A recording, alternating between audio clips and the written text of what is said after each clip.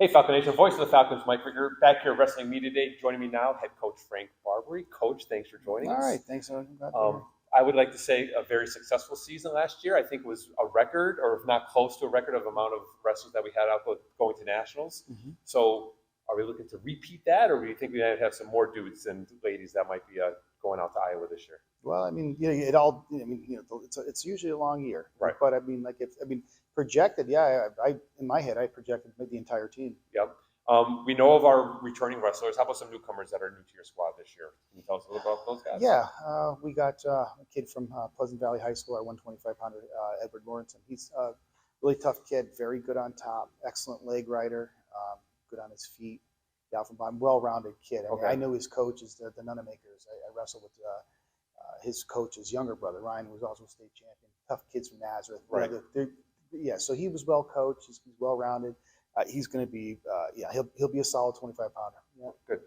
Speaking of you wrestling, you know, you've had a good career yourself as a wrestler. Does that make it easier for you as a coach? Like, okay, you know, I was able to do this when I wrestled. I want to give a little bit of that knowledge onto my guys, you know, when they're on the mat, whether it's in here in practice or on the mat during a match. Yeah, I mean, you always want to impart, what you've learned and what you know onto your wrestlers. And wherever I coached at, wherever I was at, I always wanted to share what I know, and hopefully that they emulate. And a lot of them do catch on, and if they listen, good students, they pick up on it, and then they do really well. Good. How has that listening and the good student thing been going so far this year? Yeah, are you satisfied with the way the guys, have responded and are working during this offseason? Well, I mean, we've had really good workouts in here. Kids scramble really hard. This is a tough room. It's crazy to say this is a tougher room this year than it was last year. Right. However, I mean, you're always going to have different things to juggle at every point. Right. Yep.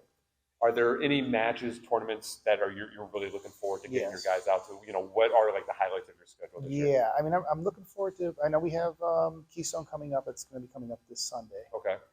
Then after that, we've got Wilkes on the 11th, which is nice to beat him.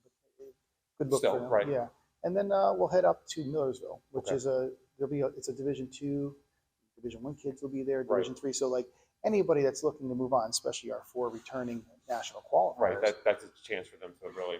Right, it's a chance for them to shine and get looked at and get an opportunity to, one of the coaches see these kids a scholarship. Well, yeah. I mean, we had last year, we had 2 kids that really graduated from us, and one of them went D1. He's at Bloomsburg University, and he's fighting for a starting spot. So. Do you think wrestling in those type of events against juniors and seniors in college, we got freshmen and sophomores, and then wrestling against some older guys gives them like a heads up down the stretch when you're wrestling just regular junior college guys? So it's like, you've got experience wrestling against like a 24-year-old guy, a senior in college, you're just a freshman, you're ready to go and battle against someone the same size, same age as you. Yeah, I mean, again, when you enter those tournaments, you can run into anybody. I mean, there could be kids who are returning Division II national. Right. For me, what I like to see is that they go out there and they compete. It's a wake-up call from, again, their first 2 matches are Division III schools, right? Yep. But they're going to see Division II kids, so maybe some Division I kids there. And if they have aspirations of moving on to that level, they've got to perform it. Right. It's letting them know this is where you're at now, because you're a high school graduate. Now you're here at Lackawanna. You're getting a look at the spectrum, so they get a chance to see that, and it's good to let them know where they're at. Good. And then before we go, just talk about your leaders, your captain, Shannon Gore and Dylan Hogan. What do they bring to, not only on the mat as wrestlers, but, to the team in general? Yeah, well, both those guys. I mean, the reason why I picked them as captains is because they're very responsible young men. They're above, their maturity level is beyond their age. Right. They're hard workers in the room. They listen. They're responsible. They do all the things the right way. So, I mean, I can't say enough about those guys, and I've already been talking to schools about them. They're interested in those kids, so they're good leaders. One's a quiet leader, one's a very vocal leader. Right. Yeah. Which is a good mix to have. Do you know which one is which? Well, I'm going to say Shannon's vocal because I've just heard him sing a bunch of times. So he's our singer. Yeah. So I'm just going to go with that end, but I don't know. That's a tough guess for me because they kind of seem like they might have the same kind of quiet demeanor when they're wrestling and stuff too. So. Oh yeah, I mean they're humble for sure when they're wrestling, but like I said.